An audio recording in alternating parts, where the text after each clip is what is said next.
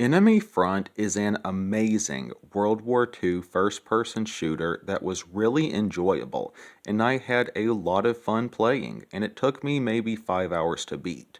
A quick note, I am reviewing the Xbox 360 version. While I have played the PC version, it is buggy almost to the point of being unplayable, but the Xbox version ran just fine.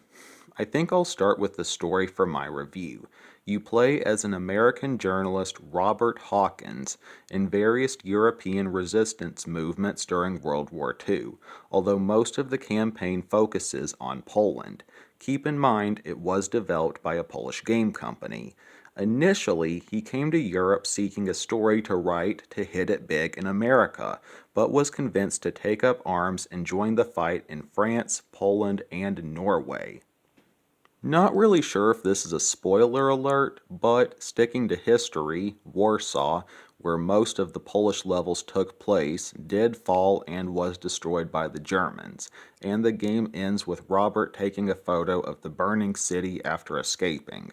I can't speak for everyone, but I thought it was a good story. Standing out to me is most World War II games, and media overall, kinda seems to forget that Poland even existed in the war. And I did learn a few things from the game, like the symbol of the Polish resistance, that the Polish army had female soldiers, and the Polish word for female dog, if you know what I mean. Graphically, the game looked pretty good. Nothing over the top, but good for the time, and the soundtrack was pretty neat.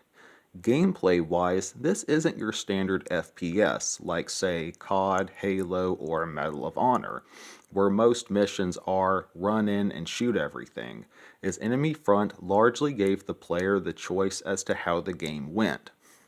Although a few sections forced close combat, most levels gave the player the option of stealth, using a sniper to clear out an area before going in, e.g., from a tall hill or a sniper tower, or you could just take a more direct guns blazing approach. But caution was needed with whatever you chose, as even on the easiest difficulty, you didn't have much health and it took a while to recover. Generally, I tried to start levels doing stealth, but soon got my cover blown and I then went loud. I only completed one stealth section without raising an alarm. Challenging, but very satisfying. And this game has some brutal stealth kill animations. They were all a little over the top, like stabbing a dude in the neck 3 times, but it worked out. Although I wish there were some non-lethal options like on Metro Last Light.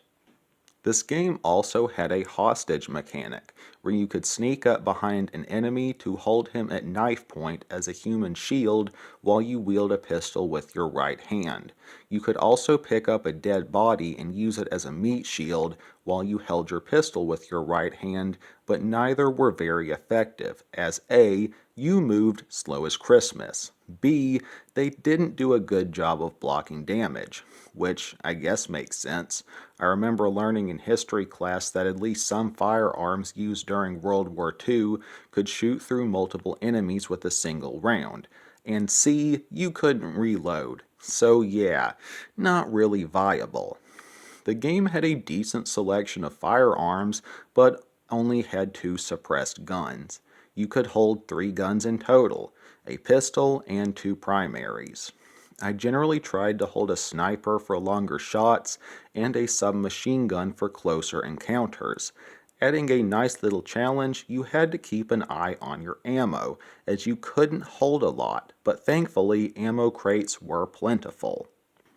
Also, scattered around the game were collectibles called secrets. They didn't do anything, but a nice little side objective. You can at least get achievements for finding enough of them.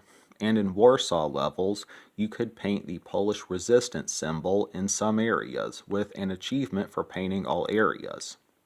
In addition to the collectibles, this game does offer some replayability value, as in a few levels you are given a objective choice, so you could go back and try the one you didn't previously choose if you wanted.